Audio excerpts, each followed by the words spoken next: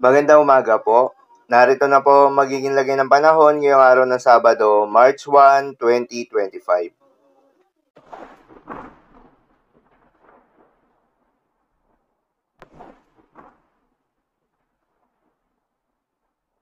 Sa kasalukuyan at ayon sa pag-asa, patuloy na umiiral itong northeast monsoon o hanging amihan at nagdadala pa rin ng malamig na panahon, bahagya hanggang sa maulap na kalangitan na may kasamang mahihina hanggang sa katamtaman ng mga pagulan sa buong bahagi ng Luzon.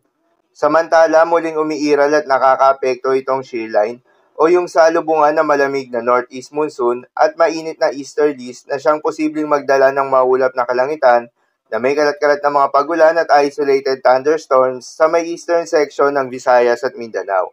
Habang mga localized thunderstorms naman na magdadala ng bahagya hanggang sa maulap na kalangitan na may kalat-kalat na mga pagulan o thunderstorms sa nalalabing bahagi pa ng ating bansa.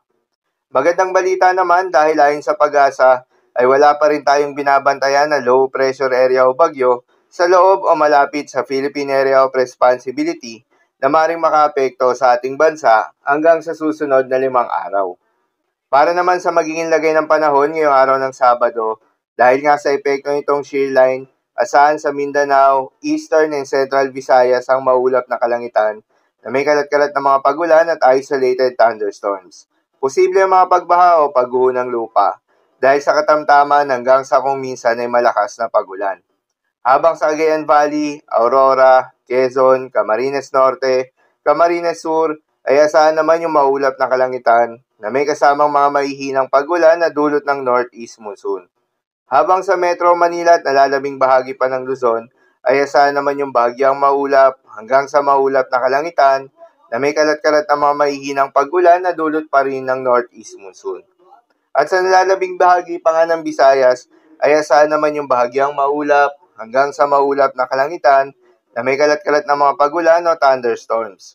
Dulot naman yan ng mga localized thunderstorms. Posible rin na mga pagbaha o pagguho ng lupa during severe thunderstorms.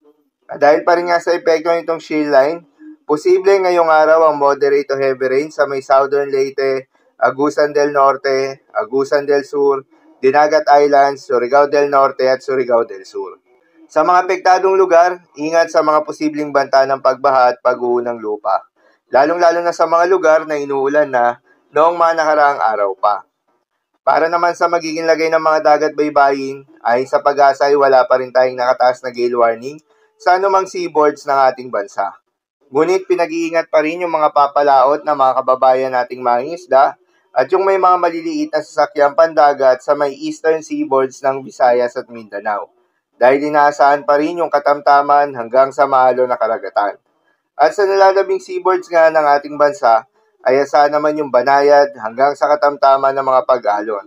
Ngunit iba yung pag-iingat pa rin, lalo na kung meron tayong offshore thunderstorms activity, asahan yung paglakas ng hangin at kaakibat nito ay pagtaas rin ng mga pag-alon. So yun lamang po para sa lagay ng panahon ngayong araw ng Sabado. Keep safe everyone.